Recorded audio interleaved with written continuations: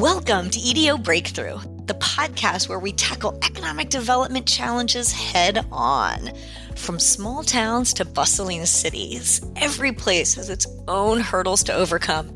The EDO Breakthrough podcast creates an environment of collaboration, innovation, and understanding where we can share our real-life challenges and brainstorm solutions.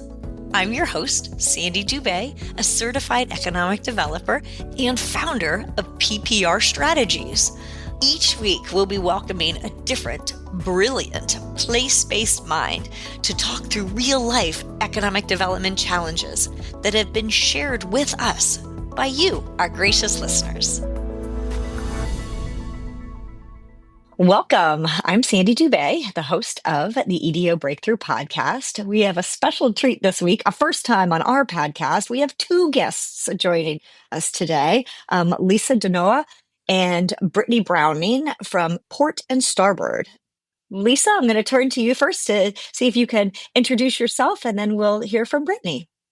Sure. Thank you so much for having us. My name is Lisa DeNoia. I am the co-founder and co-CEO of Port and Starboard. We are a small but mighty technology consulting firm based out of Virginia Beach, Virginia, and we focus primarily on Salesforce and web development. And we're really excited to be here. Awesome. Thank you. And yes, Brittany and I met at a conference, and it's not that often that people that I'm hearing or seeing or actually meeting people in person that specialize in Salesforce. So, Brittany, could you introduce yourself and tell our listeners a little bit about you? Yeah, sure. So my name is Brittany. Like Sandy said, I'm with Port and Starboard. So we're technology consultants. Not the typical people that you would meet at an economic development conference, the way Sandy and I connected. But I've been, a member of Port and Starboard for about 3.5 years. But before that, I was actually a client. So I worked for a small technology company, also here in the Hampton Roads area. We implemented Salesforce. I was our kind of internal guinea pig. Didn't really know what I was doing quite yet, but they said we need someone to figure it out. And so I did what I could. And then when I hit my limit, I connected with Lisa and the team, and they came in and helped clean things up and do all of the more complicated things that we were hoping to do. Awesome. So, Lisa, tell us, how did an organization like this, how did you get to creating Port and Starboard? So prior to starting this company, I was working for a pretty large government contractor down here in Virginia Beach, and we had implemented Salesforce as a customer. And I volunteered to be the project manager for the Salesforce implementation at that company. And at the time, I was actually a proposal manager. I was not even working in technology. And they said, "Why should we let you be the project manager for this IT project?" And I said, "Well, I've been a proposal manager here for almost 5 years. I've written about every single process within this company. I know where all of the inefficiencies are. I'm the right person to be the project manager of this project." And I've always been very technology savvy, even though I haven't technically worked in technology. In my prior job, I was the backup CRM administrator for a company of about 2,800 people, even though there I was also a proposal writer. So my background prior to this was always in government contracting and proposal writing. And then I took on that project as a PM for the customer. And we worked with a Salesforce Platinum implementation partner, and it was painful. Almost the entire thing was painful, to the point where, also in my background, I've had a lot of customer service experience. I was a very accomplished waitress, in a prior life before I graduated from college, and even for a few years after. And so I was just thinking, what, the service that I was expecting to receive from a Salesforce Platinum consulting partner was way beyond what we actually got. And so once we got everything up and running there, we ended up getting rid of our consulting partner and self-taught, and I implemented a lot of stuff by myself, and with a little bit of guidance from a smaller consulting partner, hired a team there, and by the time I left, there were 4 people working in the Salesforce department. And when we initially took on that project, one of the goals was the company wanted to, increase the revenue without increasing the workforce. And we were really successful in doing that. We really made every process there more efficient, from leads coming in the door to quoting to collecting money. And So yeah, the project was really successful, and my business partner and I left at right around the same time, and we started this consulting company, and we were off to the races. We thought we were going to focus on DoD contractors because that's what our experience was in, but that is not actually what happened. Ah, interesting. There's so much I want to dive into. I started making some little notes. Let's back up for a second. Can you talk a little bit about what Salesforce is and what a CRM is? Uh, so Salesforce is a CRM, which is a customer relationship management tool. And it was built primarily for that purpose, to manage your accounts, contacts, leads, and opportunities, really to manage deals through the pipeline, right? Tell people an opportunity is anything with the potential to make you money. That doesn't necessarily apply in the economic development realm. In that case, it's more like a project, right? What is the goal? What are you trying to close? What's the deal you're trying to close? And so we translate that opportunity definition across multiple industries. But yeah, it's really meant to give you everything you need to stay in contact with and manage your relationships with your customers. Yeah, so I'd like to dive in a little bit there, but first, kind of building up is some of the framework here for those that are listening. Obviously, if you have heard of Salesforce, if you are using Salesforce, or you pay for Salesforce but aren't using Salesforce, what I'd love to dive into some tips, and then maybe I want to revisit this idea of some of that customization, and so thinking about it from an economic development. How did you start to work and support economic development organizations and their Salesforce? I'd love to hear a little bit more about that. Brittany, is that a you thing? Yeah, sure. So I can, talk a little bit about what brought me into the world of economic development. It was not an intentional path. Honestly, economic development wasn't something I ever really thought about consciously. It's an industry that makes a lot of sense when you step back and think about it, but I'd never really considered, who was behind bringing, new businesses or capital investment or jobs to my community. It just But happens, it, right? yeah, It just just happens. magically, Yeah. right? So I started working with the Hampton Roads Alliance here in Hampton Roads back in late 2021 when I joined the Port and Starboard team as a project manager. And I became more immersed in the responsibilities and the players in economic development. And that's when the light bulb really went on. And I realized, there's a lot of strategy, there's a lot of coordination, there's a lot of paperwork that goes into, economic development. And I could see that technology could really help make a big difference in this space. And so actually if I'm going too far, just, tell me to stop. But one of the first projects that I worked on with the Hampton Roads Alliance was turning their internal Salesforce platform into a regional collaboration tool. Oh, yeah. In early 2022, we brought the first localities into the mix, and we set up some barriers. There are some things that they want to keep, closer to the vest. Their projects, maybe some of their business retention and expansion type efforts. But then there were other areas that would serve as a great place for collaboration and team building. And so more of those companies, those contacts, having that database that everyone could pour into and say, oh, I have a some new contact information, or I know of this new business, let me put them into the system, and then we can all, benefit from our shared knowledge in that way. I love that. I love that it started as a, solution for one organization, and then they wanted to bring in their partners. Everybody in economic development works in that partnership model. I'd say Salesforce probably has a reputation of not being the cheapest in town. So figuring out how to leverage that investment and utilize it in the best way. I'm curious, when you first started working or you do work with one organization, do you customize? Do you use, Salesforce kind of out of the box? Talk to me a little bit about some of those opportunities for customization. Does somebody need to work with somebody like you got, with a Port and Starboard, or could you presumably do this on your own, but might be pulling your hair out during that process? Yeah, so I think it just depends on, what you're looking to do. We try to take as much of the out-of-the-box functionality as possible and use that where we can. So Lisa mentioned, Salesforce, has an area they call opportunities. Economic development usually calls them projects, whether that's an attraction or an expansion type project. But the underlying features of the opportunity really serves that process well. So that's something that we would, take and mold slightly to fit the different data points that they need to collect or report on.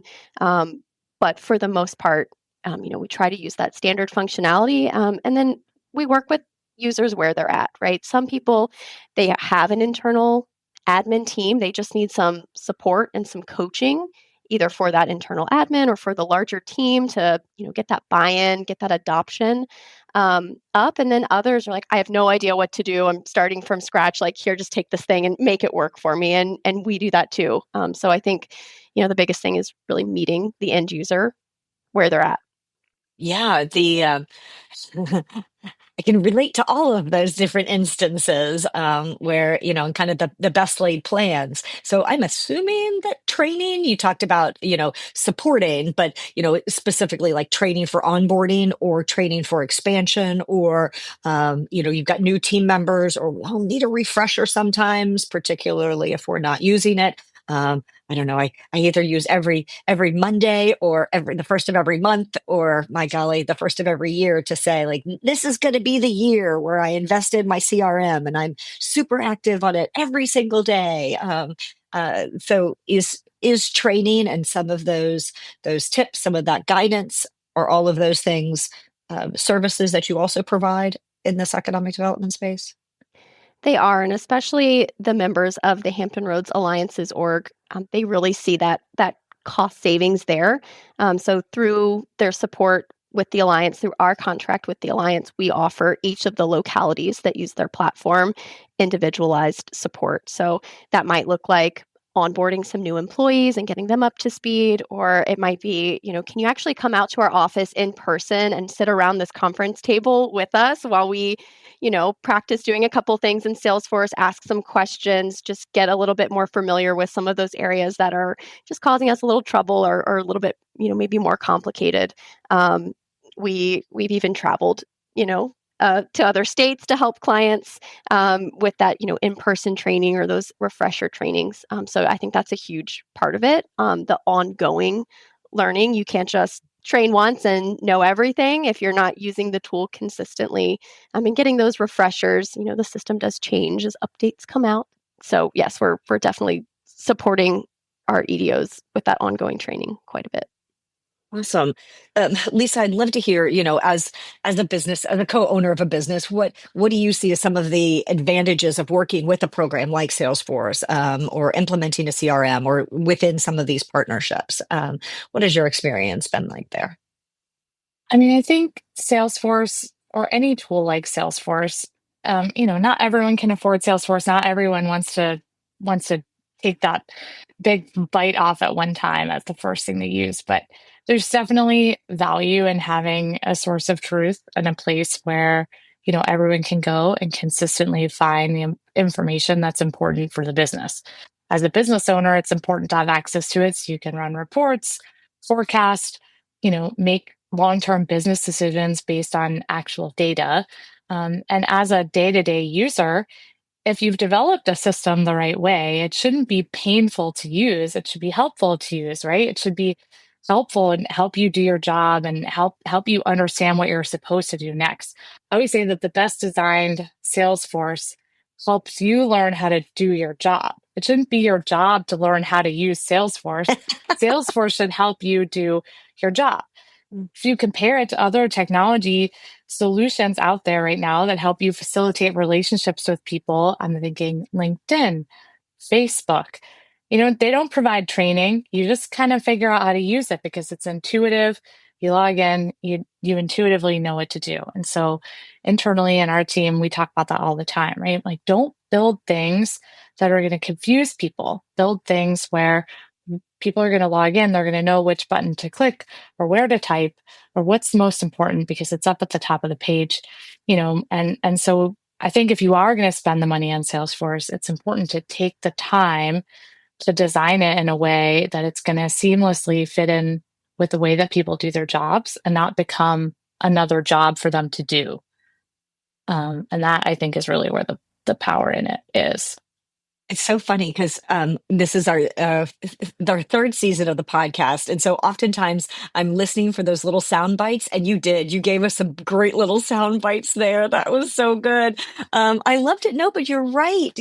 This shouldn't be this like thing I have to do. It should be a thing that I do as part of my job that then ultimately pays dividends down the line, because I can't remember everything. I can't remember all the communications that I had with this prospect, with this business owner, with on this project that we're working on. Or I might have contact with somebody, and Sophie or Mia or Heather or somebody else on the team might have a different conversation. So figuring out being the source of all of that communication in one location is really important.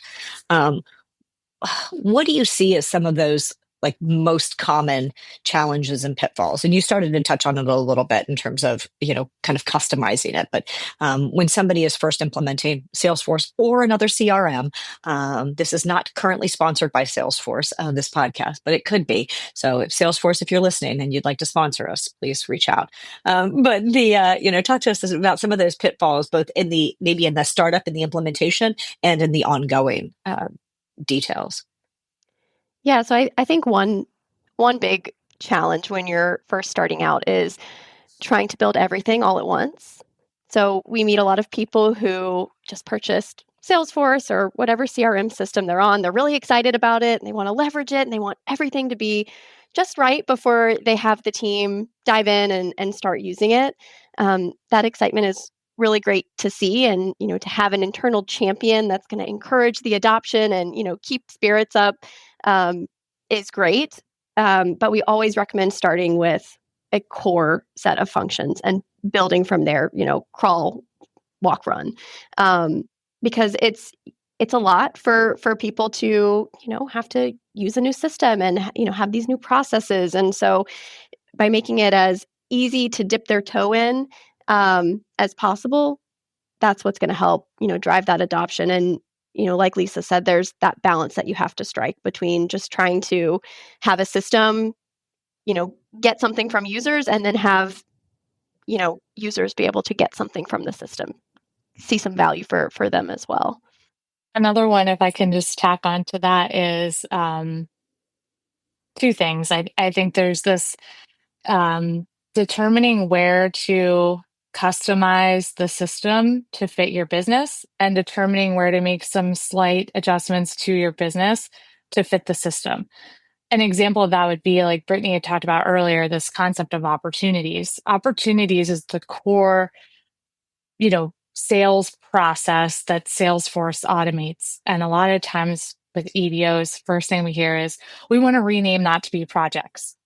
I will often push back on that. I think this sets us apart from some other consultants. I will often push back on that and say, listen, before we do that, one of the things Salesforce sold you on was how much free training they have out there for your users. And as soon as you rename that from opportunity to project, none of that training is going to make sense to them anymore, because it's all about opportunities. They're not going to see the word opportunity in the system anymore. So could we just please start thinking of projects as a type of opportunity, right? That's an easy one where, some consultant comes along, or you internally rename it to be projects, and then all of a sudden nobody outside of your organization knows what you're talking about anymore. A lot of times, another thing that we'll push back on sometimes is we have leadership that says, I want to measure da, da, da.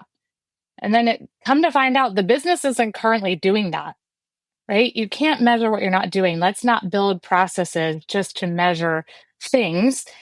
If that's a thing, a process that you want to be doing, let's come up with a way to implement that first, right? But you can't measure what your company is or your organization is not already doing. And so I always say, let's start by building the solution that fits the needs of your organization as it exists today. And if we need to make some tweaks, fine. We need to work up to, it's like Brittany said, crawl, walk, run. You're not going to be measuring all these things right off the bat that you're not already doing. And so if part of what we need to do is implement the foundation to get you where you need to be, it might be 6 months or a year before you're able to measure some of these new processes that you want to grow into. Brittany, did you have another one? I was just going to also add that there seems to be like a common feeling that technology is intimidating. And so, that can also be a pitfall or a barrier for end users. It should feel like a support system, not a burden. And so what we do when we are putting together that initial design is, be intentional and thoughtful about, what are end users actually going to be doing? Are we going to make them click 6 more times?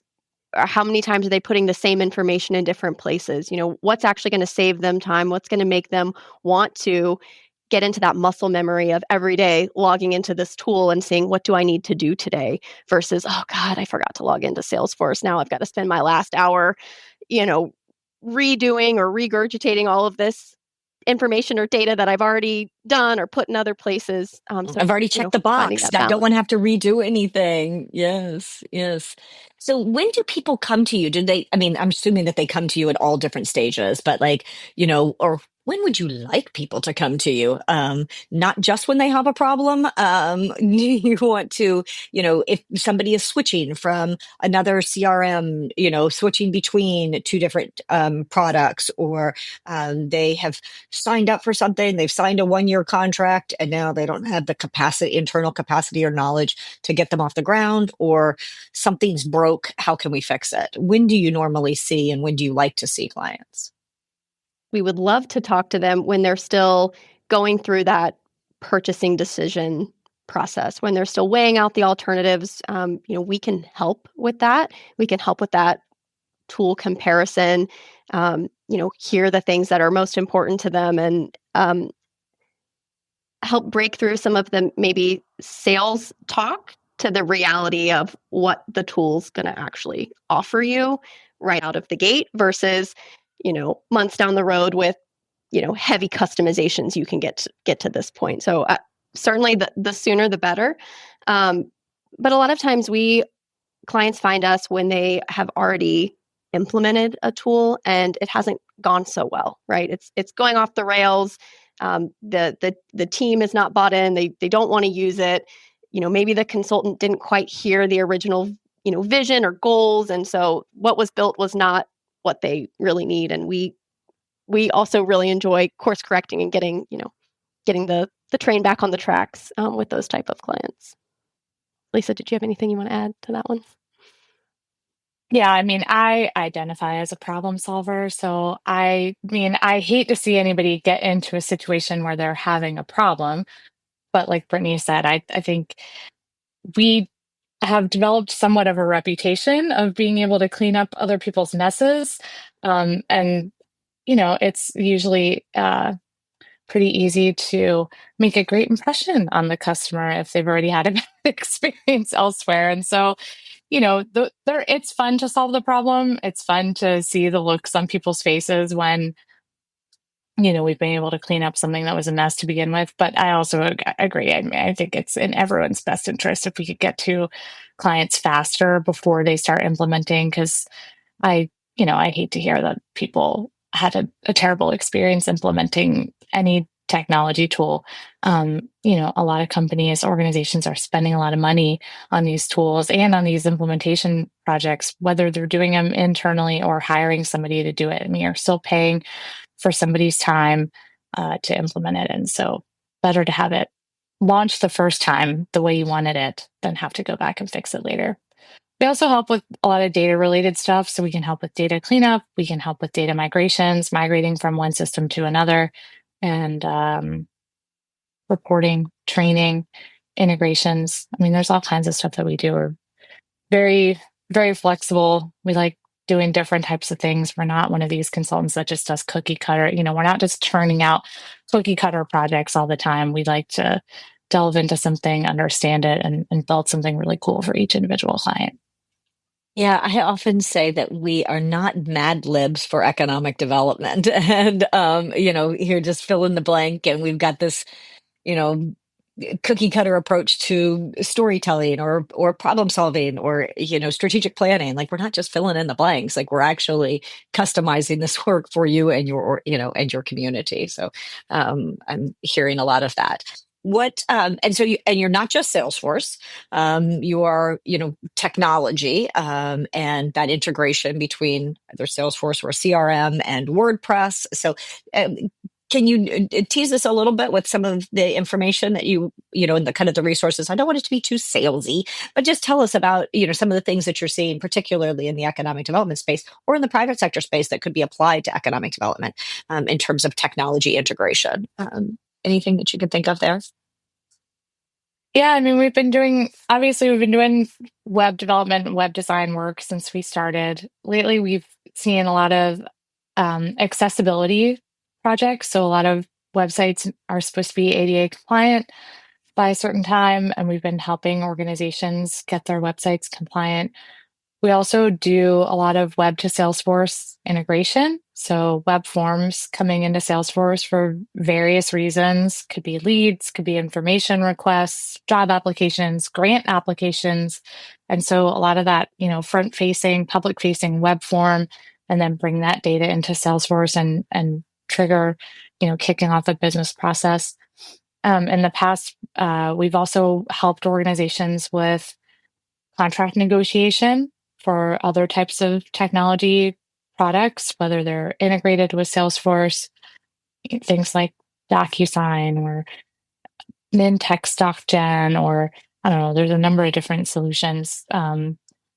We've also done some work where we'll come in and audit an organization's all of their IT spend to find redundancies or places where they may be overspending, or maybe they have lots of employees that have things out on personal credit card or on business cards, or they're getting reimbursed for it, where then that's a good opportunity to go to an enterprise license. So we've done some work like that.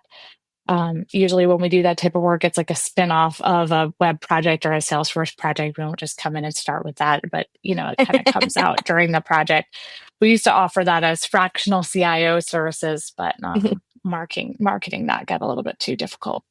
We all have different pain points. We all have different struggles that we deal with. And you're right. I can imagine my first thing might not be to open up all my credit card statements and say, hey, here, can you audit these documents and see what I'm paying for 3 times? Hopefully nothing, but you never know. We're all, in that auto renewal. You said multiple credit cards, and I immediately meant to auto renew of how many different Netflix accounts can I possibly be paying for?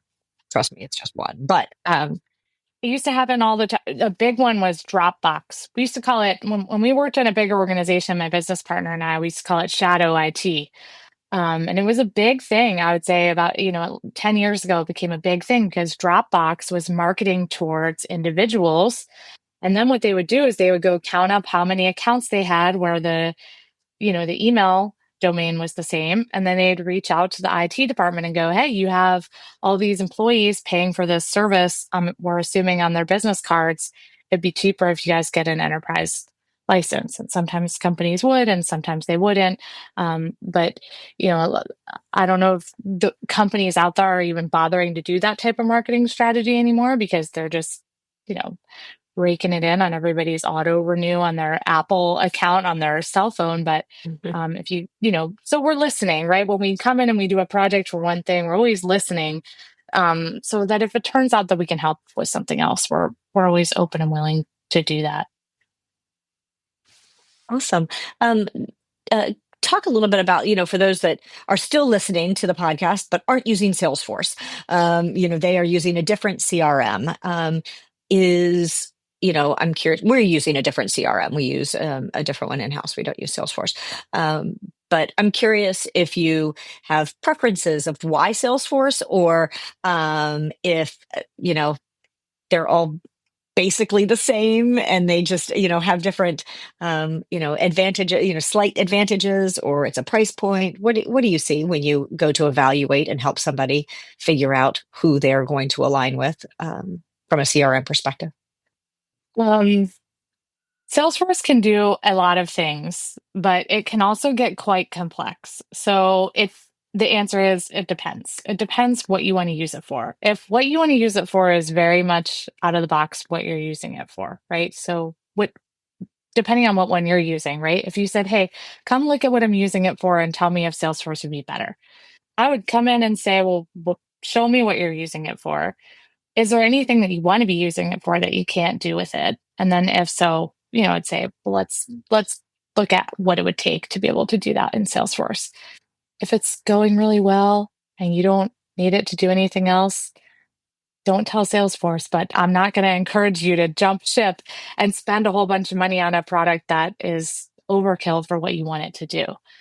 But the thing is if you want to move to Salesforce and say, well, here are the things that set my business apart. Here are some processes I want to be able to automate that are not standard to my industry. They're not cookie cutter. It's something new and exciting that I've come up with, and I need a way to keep track of this. Then that's a place where I'd say, cool, let's scope that out. Let's figure out how much it would take to build something like that, and then give you a realistic proposal for what that's going to look like, how long it's going to take, and how much it's going to cost you to implement it and maintain it over a long period of time. A lot of times we'll even do projects like that for people before they even make a decision whether or not to buy Salesforce. We call it a chart your course because we like to have nautical themed services that we offer. And we can help people evaluate the company name. Yeah. Yeah. I mean, my business partner was in the Navy and I really like sailing. So, I mean, this concept of big IT purchases often looks like you go out, you find a piece of software, you evaluate what you want it to do, you sign a contract, you kick off a project. And the first stage of the project is you scope out everything that you want to do.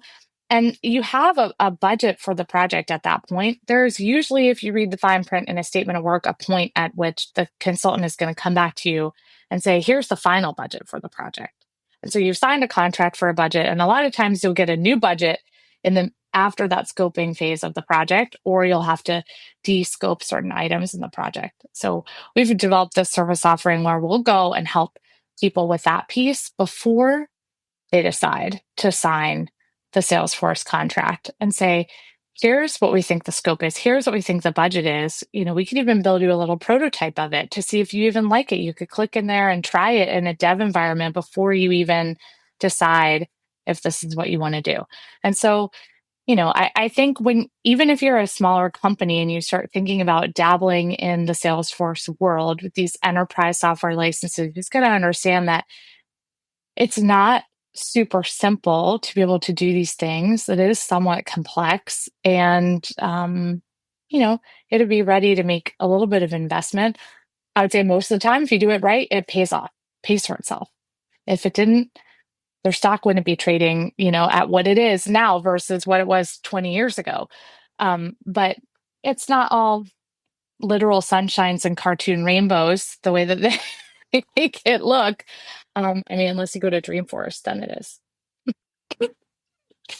So we were just recently publishing a blog on annual reports. And one of you had said earlier about, helping people with reporting. And I was thinking about how amazing it is to be able to extract this information from Salesforce on how many opportunities you've had, how many people you've connected with, what the, investment dollar has been that economic development supported, if there were grants, that were provided, if there was loans that were given, things like that. All of that information could and should be there in your CRM. And then you're, downloading a report to then start to message that information and put it with, kind of paint some context around it. So I can see, have you seen, does Hampton Roads Alliance or any of your other economic development clients, do they use it in that capacity? They do. And, Salesforce has many different reporting features, but one of them is a report subscription. So on a recurring basis, you can have a specific report go out to leadership or every member of the team. So it can be a helpful way if you're not one of those users that's logging in to the system every day to see, okay, how is my team doing? How are we tracking towards these different metrics, getting that right in your face. And then it can also be a little bit of a nudge to the end users. So like, oh gosh, I showed up on that. Maybe that was more of like a cleanup report, or I don't want to be on this report, and here my name is popped up right at the top for the team to see. I better, go in and, update my projects, or, X, Y, and Z. So yes, I mean, Salesforce has some nice reporting features, but again, it all goes back to, and we have to tell clients this all the time, we can only report on, your reports are only as good as the data that you put in, right? If you're not logging any of your, calls or interactions, or you're not updating, your projects when they move to another stage, the system is on, it can't help, it can't do that part for you. It does still need some of that human interaction to. So you guys don't provide that service? I'm kidding. Putting in all of my notes, putting in everything that's in my head into my CRM. You can't do that. One tip that we really like to tell, especially leaders or people on the go. A lot of people in economic development are on the go all day. And so it's really hard to log into a desktop when you're on the road, you're meeting with this person and then this person, then you get back to your computer and you're like, okay, wait, who did I talk to today? So one of our favorite tips is to use the Salesforce mobile app and use talk to text. So get in your car, open up an activity, click on that nice little text box, and just talk out all of your notes, all of your to-dos, your follow-ups, anything you need. And then when you get back to your computer, sure, it'll be a mess and it might have some, misspelling from, talking as you're, driving down the road, but at least you got the initial first draft out there, and then you can clean it up, and it's not such a burden to, at the end of the day, have to go back and remember every little thing you did that day and, type them in manually. That is an awesome tip. Yes, I think that voice to anything, voice to text options, we all use them in different spaces and in different ways. And so, yeah, I don't know how cliched we could get, working smarter, not harder, sort of a thing. Let's utilize your time walking out of a building after meeting with that, with that prospect, with that business owner about that opportunity. And, yes, telling Salesforce or your CRM what you've just done, what the key points of the conversation while they're all fresh of mind. So, yes, I love that. Any other thoughts or tips? Or things that I always say, like, was there anything that you said when I get on this call with Sandy, this is what I want to talk about? Was there anything that we haven't covered today? I mean, a common request we get from economic development users is either cleaning up or importing data. That's something that we can do for them. That's also something I've been spending time with a couple economic development users over the last few weeks, showing them how to get a spreadsheet in the right format so they can import these different lists of contacts and then use them for different outreach campaigns and tracking whether or not they've responded and are going to be attending an event that's coming up. So, even though Salesforce isn't your typical marketing platform, there are some nice features out of the box without, an integration or an add-on cost that you can use the system in a smarter way to, reach out to those that you're trying to target. Yeah, we definitely help some economic development organizations with their Salesforce we don't do the technical side that you do, but from a content perspective, whether it's automation sequence, some a drip sequence for marketing, staying in touch, communications, some of those details, things like that. So I really like those tips.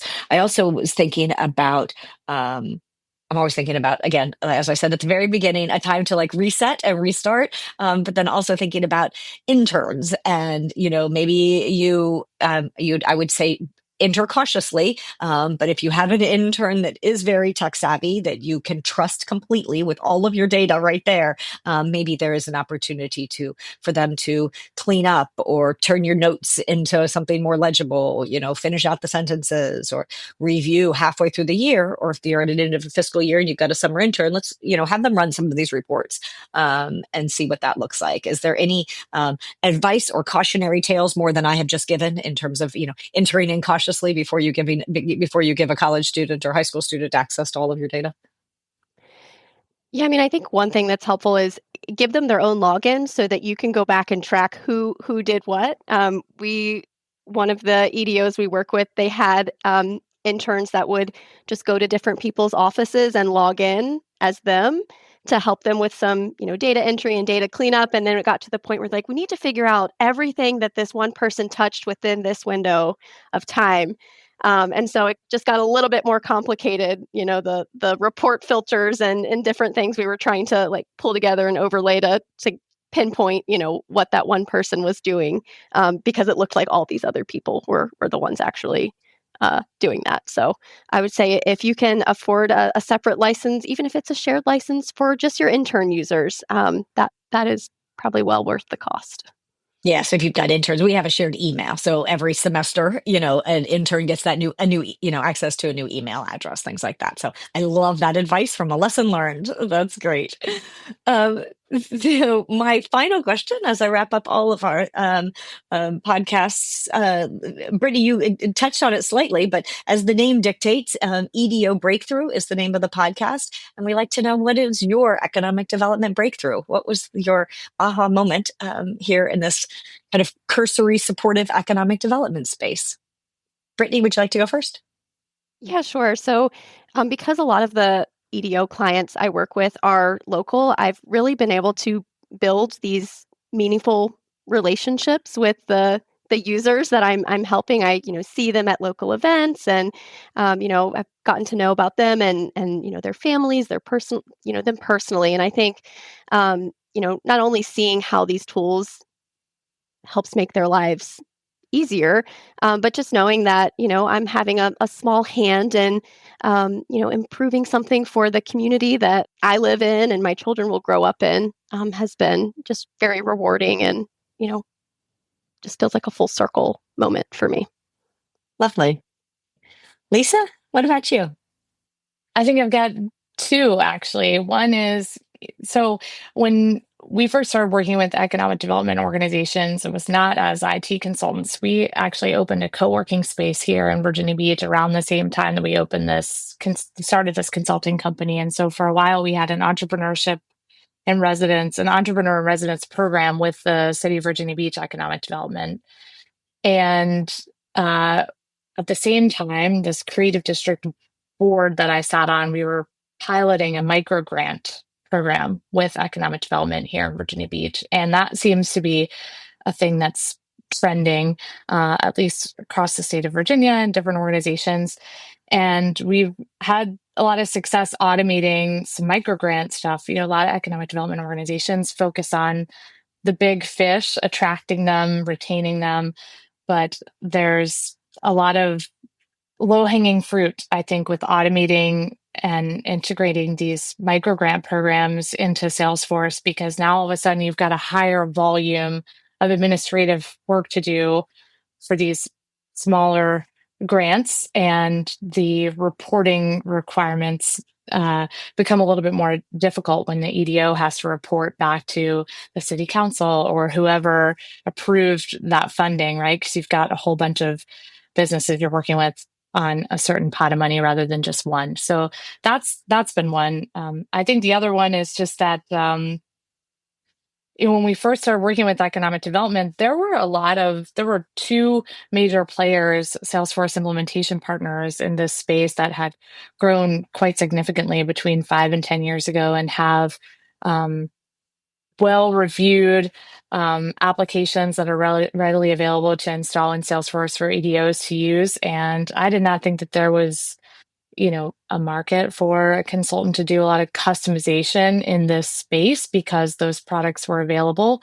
But after seeing, our first 2 or 3 clients that we worked with, and just how difficult it became for them to customize on top of those products. That's when we realized, like, hey, we don't really need to start with these cookie cutter complicated products on top of Salesforce. Let's go in and teach them how to use the core functionality of the product that they paid for and then build what they need on top of that, which has been the same across pretty much every industry that we've worked in. So looking back now, I don't know why I was surprised that it happened, but I was surprised. And I'm glad, like Brittany said, I'm just glad that we've had the opportunity to work with the EDOs, especially the local ones, because I think you can see the downstream impacts that it has on the local business community as well. Definitely. Well, we thank you for being a part of this ecosystem and, an important player to help economic development stay productive and be able to, customize their programming so that they can spend their time more efficiently supporting the businesses in their communities that they need. So thank you for the work that you do. I love it. And thank you for joining us here on the EDO Breakthrough Podcast. Until next time.